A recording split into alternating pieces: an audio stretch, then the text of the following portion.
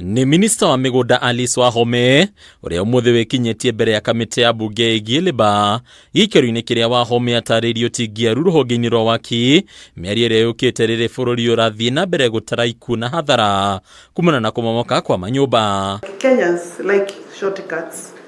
Kenyans are very poor in compliance, including very senior people and very serious developers.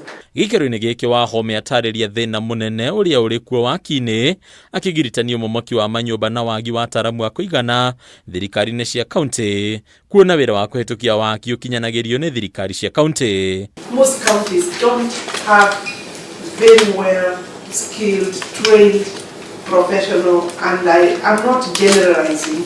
This is information that would come to me as the Cabinet Secretary for Public Works, that the counties do have serious personnel in terms of professional in the building industry or sector, a deficit. Namba nene ya ataramu a waki kerekana gukorwo yatigirwo ruhonge-ini rwa wira wa muingi thirikari-ini nene guku thirikari cia kaunti kia gukorwo ciandikite wira ataramu a kuigana undu ria ungihotomia uthurimi na waki mukinyaniru makiria riri miako ya ngoroba ndaya ithiite na mbere kwiyarira matauni-ini matiganite. Quality of engineers or even the experience of engineers in those areas, architects and all those necessary professionals. I think it's a concern considering that they are also engaging in serious building works. Planners, many of them don't have qualified planners, and we know the serious challenges we are having as a country. Buildings, streets coming up, mushrooming from every other corner.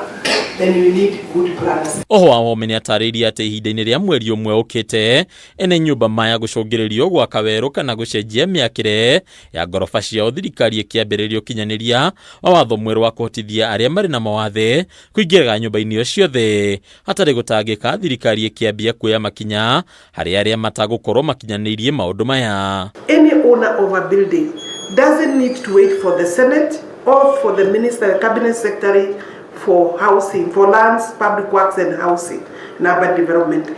Any owner of a building is supposed to look at the law so that they do the work of implementation and ensure that their building complies. And compliance is not a government issue. Compliance is an owner's issue. Nothing is being done so far. If step one is to recommend, and that is the ministry's job, and no recommendations have been done yet, that means that it's slowing down every other process down the supply chain. Abunge mamenereria gucerithirio kukinyaniria wa watho uyu kuria riu miako yothe ria kagwe ribataraga gwakwo na njira iretikiria aria mari na mawathe kuhuthagira nyumba o ciothe nginyagia nyumba cia ngoroba hatari na uritu wothe. I think when the whips lads on them, you will hear everybody saying this government is oppressive. I think that I'm saying they don't have to wait for any law to be made. They don't have, the law currently provides what facilities every building should have. And anybody found by the county authorities and other authorities that they are running their building against the law should have themselves to blame. Hadunia Kameme TV, Thirikari Bataru, wa Mwagi.